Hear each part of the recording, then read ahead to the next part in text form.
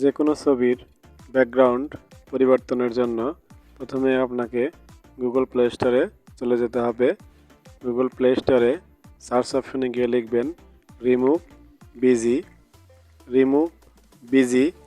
এই অ্যাপটি ডাউনলোড করে নিতে হবে। অ্যাপটি ইনস্টল করার পর ওপেন করে নেবেন। এরপর আপলোড ইমেজ এই অপশনে ক্লিক করে আপনি যে ছবি ব্যাকগ্রাউন্ড চেঞ্জ করবেন সেই ছবি গ্যালারি থেকে সিলেক্ট করে নেবেন। যে কোনো সাইজের ছবির ব্যাকগ্রাউন্ড পরিবর্তন করতে পারবেন। এখান থেকে আমরা পাসপোর্ট সাইজের একটা ছবি সিলেক্ট করে নেব। ছবিটি আপলোড হওয়ার পর এর ব্যাকগ্রাউন্ড সাদা হয়ে যাবে। এরপর আপনি চাইলে যে কোনো কালার, যেমন লাল, হলুদ, নীল অথবা সবুজ, যে কোনো কালার করে নিতে পারবেন।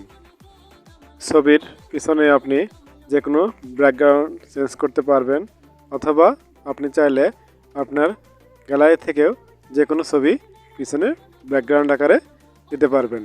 অর্থাৎ আপনি যে ছবি সিলেক্ট করতে চাইবেন সেভাবেই তৈরি করতে পারবেন এই ছবিটিকে।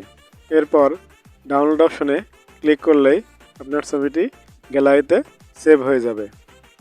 অন্য যে কোনো সাইজের ছবির ব্যাকগ্রাউন্ড চেঞ্জ করতে ছবিটিকে সিলেক্ট করে নেবেন।